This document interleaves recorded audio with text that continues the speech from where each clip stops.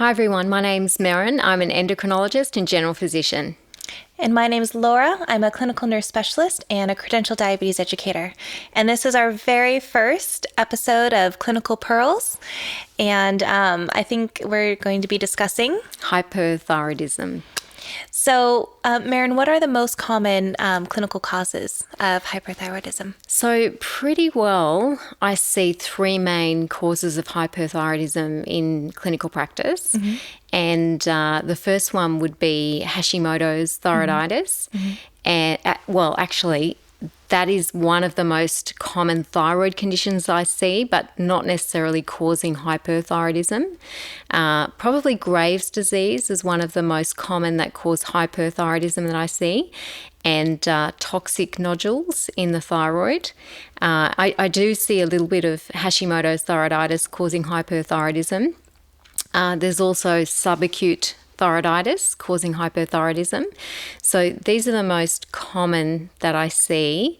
And then the question is, how do you distinguish between them? So when someone presents with hyperthyroidism, it is a condition of excess thyroid hormone.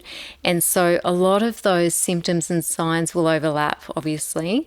So you're going to be asking about things like lack of sleep, increased energy, increased anxiety, heat intolerance. They may have a tremor. They may have some eye problems or visual disturbance. They may have increased bowel movement frequency. There's a whole spectrum of symptoms and signs in hyperthyroidism or overactive thyroid. And then you need to have a think about those that might distinguish between the different conditions. So on history, it's really important to ask people whether there's been a trigger. So often there has been a trigger, and sometimes that will be an illness or an injury or even a stress, like a death in the family or something like that, some sort of trauma. But there's generally some sort of trigger. And then asking people about iodine intake. So have they had any increase in their iodine intake, whether that's through their diet or supplements or something being prescribed to them by any kind of healthcare practitioner, or if they've had any iodinated contrast dye for any scans at all. These are all sources of iodine. The other important thing is whether or not they've moved countries or regions, because we know that if you move from a low iodine area to a high iodine area or a more replete iodine area, then that can trigger some thyroid conditions as well. Obviously, family history is really important because a lot of these conditions have a genetic component, and it might not be a thyroid history, a family history of thyroid disease. It may be a family history of other autoimmune conditions such as celiac disease, type 1 diabetes, rheumatoid arthritis, lupus, any other autoimmune condition really. So these are all important factors in the history. Another thing to ask for, and also when you're doing your examination, is whether or not there's been any tenderness or pain in the neck. So there is a distinguishing feature between the different thyroiditis of pain. So a lot of the time, the non-painful thyroiditis can be a Hashimoto's type thyroiditis, although it can be painful as well. But the painful thyroiditis conditions are generally what we've previously called de Quervain's or subacute thyroiditis. And an infectious thyroiditis is really important to exclude or to diagnose, because it obviously has very real ramifications if there's an uncontrolled infection or an abscess in the neck, in the thyroid. So important to diagnose that. So these are the important features on clinical assessment. And then we want to have a think about how to distinguish the Graves' disease, the Hashimoto's thyroiditis, these other forms of non-Hashimoto's thyroiditis, and the toxic nodule. And so generally we would start, obviously after our assessment, we'd move on to investigations, and we generally would ask for some blood tests, and those would include your full range of thyroid hormones. So thyroid stimulating hormone or TSH from the pituitary, and then your two main thyroid hormones, free T4, free T3. And so remembering that the pituitary produces thyroid stimulating hormone or TSH, it travels to the thyroid gland and then actually stimulates the thyroid through thyroid stimulating hormone receptors to make thyroid hormone. And I'm just simplifying all of this to give a clinical overview, if you like, but please do go and look at all of your textbooks and other resources, particularly online resources, to get the details behind the pathophysiology of these conditions. Up to Date is a particularly good reference, also endotext.org. These are excellent online references when you're looking up the details of these conditions. So remembering this, TSH stimulates production of free T4 and free T3 through the thyroid stimulating hormone receptor. And then that's important because when we're measuring these blood tests, we want to see then what the thyroid hormone pattern looks like. So generally in hypothyroidism, you're going to have a suppressed TSH, so a TSH below the reference range. It may even be undetectable. And then high level of free T4, high level of free T3. We have debated previously whether or not there's a difference in the amounts of these thyroid hormones, free T4 and free T3, in the different thyroid conditions. But really, there's no really hard or fast rule. So I wouldn't get too caught up in that. We used to think maybe if there was more free T3, perhaps it was a toxic nodule, but that hasn't been seen in clinical practice or proven. So I would just not be getting too worried about that. The other things we look for in the blood tests are antibodies. So the antibody that's pathognomonic for a diagnosis of Graves' disease is the TSH receptor antibody, or TRAB, and we also call that the thyroid stimulating immunoglobulin. Now, we know that there must be other antibodies that we're not currently testing for in Graves' disease because there are around 10% of people with proven Graves' disease who don't have those antibodies measurable on their tests. So 10% of people with Graves' disease will be antibody negative. So there must be some other antibodies or immune molecules that we're not measuring. Just to kind of complicate things a little bit, there are also TSH receptor blocking antibodies that can also be seen in all of these conditions. But that's something just to have a look at when you're reading, really. So we'll just try and keep this really clear and a bit more of an overview. Traditionally, the antibodies that we look for in Hashimoto's thyroiditis, which is another autoimmune form of thyroid disease, are the antithyroglobulin antibody and the antiperoxidase antibody. And again, there's probably more antibodies that we're not measuring in that condition. Again, to complicate things a little bit, you can have high titers of antithyroglobulin and antiperoxidase antibodies in Graves' disease, as well as the TSH receptor antibody. And so don't forget that. Just because what we've classified as antithyroid antibodies, being the antithyroglobulin, antithyroid peroxidase antibodies, are elevated, that doesn't mean that it's not Graves' disease, because really that pathognomonic antibody, remember, is the TSH receptor antibody, or thyroid stimulating immunoglobulin. And again, if that's negative in that 10% and they've got elevated antithyroid antibodies, don't be fooled by that. And we'll talk a little bit about how to distinguish between those as we move into the next lot of investigations. So these are kind of the most common ones we see. With the toxic thyroid nodules, if there's only nodules, then you may or may not be able to feel them on clinical examination, and the antibodies may or may not be positive, these antithyroid, antithyroglobulin, antiperoxidase antibodies. Now, again, just to make sure that you realise these are not always conditions that are in isolation. In clinical practice, we will often see that someone has more than one pathology. So they may well have Graves' disease and Hashimoto's. They may have Graves' disease and toxic nodules, or Hashimoto's and toxic nodules, or a subacute thyroiditis and one of these other conditions. So nothing's like the textbooks. They're not in isolation. And just to put that into a little bit of perspective, I like to tell this story about a lady who came to see me who had been hypothyroid, underactive for many years on a full dose of thyroxine replacement therapy. And all of a sudden, her thyroid stimulating hormone TSH started to become suppressed, and her free T4 and free T3 started to elevate. And her GP slowly but surely stopped her thyroxine, weaned it and stopped it, and she was still thyrotoxic, and they sent her to me to say, what's going on with this lady? She's been hypothyroid for years and years. And in actual fact, she had both Graves' disease and Hashimoto's. And the Graves' disease at that point in time had been triggered. She only had a small amount of functioning thyroid tissue, but that was enough to really for the Graves' disease to take over.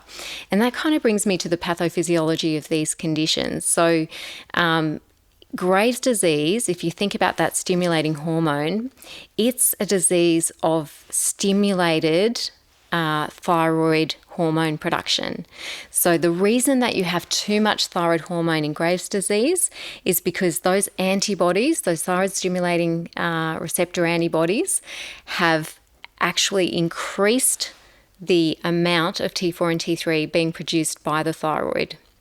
Now, just in stark contrast to that, in all of your thyroiditis conditions, they're destructive conditions. So those antithyroid antibodies are creating an inflammatory process, a destructive process with scarring and all the things that go with that.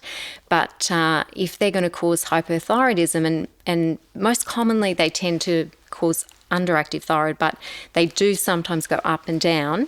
If they're going to cause hypothyroidism, the mechanism is release of stored thyroid hormones. So free T4 and free T3 are found in the colloid space of the thyroid and store in these storage granules. And if there's a destructive process in the thyroid gland, such as in Hashimoto's or the other thyroiditis, then these are released into the circulation. Now, the reason this is important is because Graves is a stimulatory increase in production of thyroid hormone, whereas Hashimoto's and the other forms of thyroiditis are a release of hormone that's already been produced. And this is important for treatment. So just moving on to toxic nodules very quickly, they are little islands of overactive thyroid tissue, and they are also producing too much thyroid hormone, but they're not being stimulated. They're what we call autonomous. So they're doing that off their own bat, and there's a whole separate pathophysiology associated with that I'd encourage you to go and read about. So that is another condition where there's no feedback mechanism or anything to help suppress that overactive thyroid or that increase in thyroid hormone production. So when we're looking at treatment, you can see there that in those processes where the thyroid is making too much thyroid hormone, so like Graves' disease or the toxic nodules, we want to use a treatment that's going to stop or decrease the production of that excess thyroid hormone. And that's where the antithyroid medications come in, like neomercazole, carbimazole, propylthiouracil, PTU. Whereas, so we use them, as I said, in Graves and toxic nodules. In Hashimoto's and the thyroiditis conditions, if you think about that, we're not going to be able to see an effect using an antithyroid medication because the thyroid's not making excess thyroid hormone. It's actually releasing thyroid hormone that's already been made. So really then we're looking at addressing the underlying inflammation and trying to calm that down. And then we may well look at using some other therapies to kind of mop up, if you like, or decrease those free T4 and free T3 levels in the bloodstream. So just quickly before I mention those things, a very, very helpful investigation is the technetium-99 thyroid uptake scan, which is a nuclear medicine scan. And that will often help us to distinguish between Graves' disease and a thyroiditis. There's a little bit of a grey area when it comes to the Hashimoto's thyroiditis with in an overactive thyroid phase, because it can look a little bit like Graves' disease, but it can also look like thyroiditis. So the defining feature of Graves' disease on technetium 99 thyroid uptake scan is an increase in uptake. And if you think about that, it makes sense because the thyroid is being stimulated. And a technetium 99 thyroid uptake scan provides iodinated contrast, so iodine. It's a radioactive iodine that then is providing substrate. So remember, free T4 and free T3 are made with iodine molecules. So if you give somebody iodine, that will be taken up into the thyroid. And in these conditions where the thyroid is being stimulated to make more thyroid hormone, then the uptake will be increased because it's sucking in that iodine to make more thyroid hormone. So in those conditions, in Graves' disease, you'll see a hot gland or an increase in uptake. Generally, in our reference range, it's above 4%. And if they're toxic nodules, then the toxic nodules will look like hot nodules. So you'll actually see small areas where there's increased uptake of the iodinated contrast, and that will help distinguish. Now, as I said before, sometimes you can see both conditions, so that can get a bit tricky. You might have toxic nodules and Graves' disease, so you might have increased inactivity throughout the gland above 4%, as well as these hot nodules.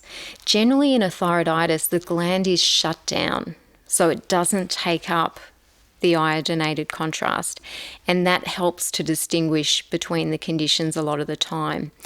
Now, that being said, if someone has been given a big iodine load, so if they've had a CAT scan with iodine or any other scan with iodine, or they've been given a whole heap of iodine drops or something like this through treatment or what have you, or supplements, then that can actually switch off the thyroid and stop that iodinated thyroid uptake.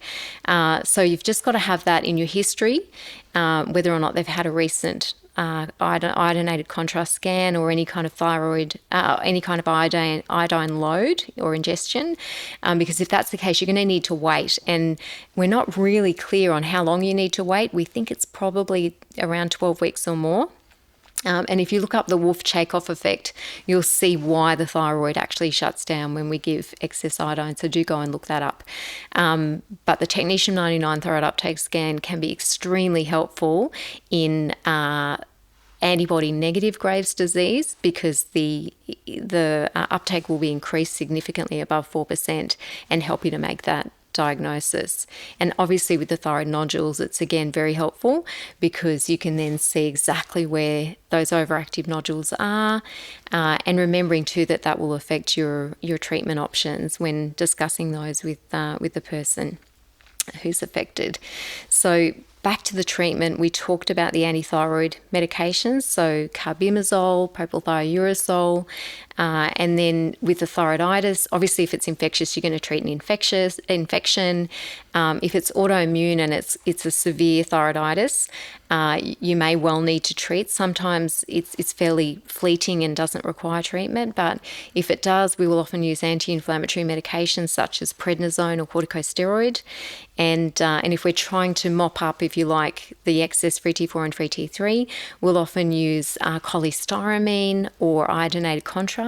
So that's a good thing to look up. Now, in Graves' disease, if someone is very, very thyrotoxic, we may well also add in some prednisone because there's often an inflammatory component in that condition. We may well use the cholestyramine. We may well use the iodinated contrast.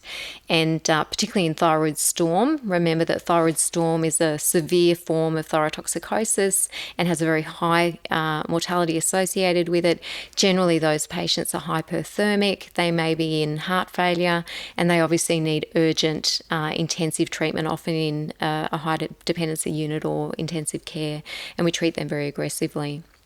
So I think that's a good general overview of how to assess someone with hyperthyroidism, and then moving on more into treatment of Graves' disease and kind of longer term, we talk about definitive therapy, and really there the thinking is that if you have recurrent Graves' disease or Graves' disease that's very difficult to control and doesn't seem to respond to therapy long term, then the definitive options are removal of the thyroid gland. And we generally will have a conversation with people around that. And they would be either radioactive iodine therapy or surgery. Please do look those up, look up the pros and cons. And even though radioactive iodine has a lower adverse effect profile, initially there are some concerns in the literature around longer term issues, such as there's small isolated reports in older literature about gastric cancers and things like that. And also the kind of people who, the type of patient profile that will respond to that therapy. If there's a smoker and they've got Graves' eye disease, which is part of the Graves syndrome, then the radioactive iodine can actually make Graves' eye disease worse or even trigger it, and particularly if they're smoking. So there are things about each patient that need to be taken into account when discussing those therapies, and obviously surgery as well. And in an expert centre, surgery is sometimes a very good option, but people are not always medically fit for surgery if they've got other health conditions, and so they may well need to stay on antithyroid therapy tablets long term, or look at the radioactive iodine as an option. But again, looking those up and looking at the details of those is recommended, so that you get a really good understanding of those treatments. So I think that's a pretty good overview. Probably the only other thing I would say is with Graves' disease, we know that if treatment is stopped within 12 months, that there will be a risk of flare. And in the literature, generally the literature has stated that that's around 20% of people will flare if their therapy is stopped within that 12 months. So we do try to ensure that people with Graves' disease are on antithyroid therapy out to 12 months. With toxic nodules, they do respond to antithyroid therapy. So again, we'll use carbimazole and propylthiouracil as first-line treatments. But we need to be careful then about the fact that these nodules generally don't go into remission on their own. They do generally need definitive therapy. And again, we need to look at the radioactive iodine and surgical options for those people. The thyroiditis, often, once the overactive phase has been treated, we need to be very careful about monitoring for an underactive phase. Some people will become euthyroid and go back to an optimal thyroid state, but a lot of people will become hypothyroid or underactive and then actually require thyroxine replacement therapy. So they do need close monitoring. And a question probably a lot of people ask me is, how often are you checking thyroid function tests? And what we know about the half-life of free T4 in particular is that it has a half-life of 8 days. And so remembering that you need 4 to 6 half-lives to reach steady state for anything, it's 4 to 6 weeks before you'll see a change in your thyroid hormone levels on any of these treatments.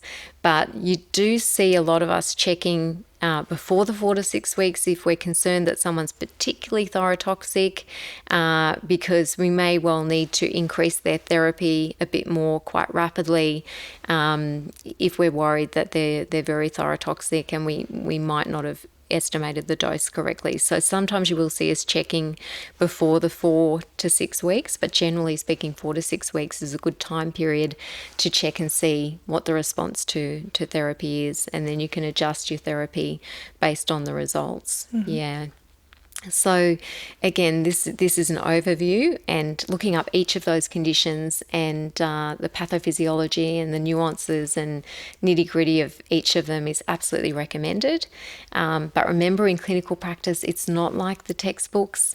You don't always see these things in isolation. You do see people with 1, 2, or 3 coexisting thyroid conditions, and it's helpful to know how to distinguish between those and what to do about them. And there are excellent online resources, as I've said. And obviously, if you're not in a specialist area of practice, asking for help, never ever be fearful or concerned about asking for help, because that's why we do what we do. We love to help, don't we, Laura? Yes. We're here to help, and so all of us in these specialist areas are absolutely delighted to be able to help, and we're happy to receive questions about how to help keep people well or improve health outcomes. So I think that's probably a fairly good wrap up. Yeah. And will hopefully help you to direct your reading and your study. And just to remember too that in clinical practice, it's not always, like it says in the textbook. Rarely. That's right. And just adding at the end there too, don't forget that with these autoimmune conditions, whether it's thyroid or celiac or lupus or anything else, remember that people with one autoimmune condition are often at risk of others. And so a lot of us will check for the markers of other autoimmune conditions in our in the people who are seeing us for any kind of autoimmune condition. So keep that in mind as well, that you may well wish to be looking for any other associated autoimmune conditions. And people do sometimes present with 2 or 3 or more. And in endocrinology in particular, we have polyglandular endocrinopathies where there's multiple endocrine glands involved, and multiple endocrine neoplasia syndromes as well. So these are other areas to look at in your study. And just to give you an example of that, I recently had a fellow present with Graves' hyperthyroidism, and he also had, unfortunately, Addison's disease. So, you can present with more than one at a time. I won't mention Graves' orbitopathy in any detail, but I'm just going to tack that on at the end because it's something you do need to be aware of, and it is a very interesting and also important part of the Graves' disease workup. And it does have a lot of unique pathophysiology associated with it. It's kind of a whole talk in itself. But please do look at the Graves' orbitopathy as well. That's another really fascinating topic. So thank you so much for listening. And I hope that I've provided you with a good overview of hypothyroidism and a good framework, if you like, for looking these conditions up in more detail. And hopefully if you do have any exams or assessments or anything like that, this should really help you to impress your examiners, your assessors, because they love it if you know more about these conditions than is in the textbooks. So that ends our first Clinical Pearls session on hyperthyroidism, and we'll look forward to you joining us for some more in future. Thanks very much. Thank you.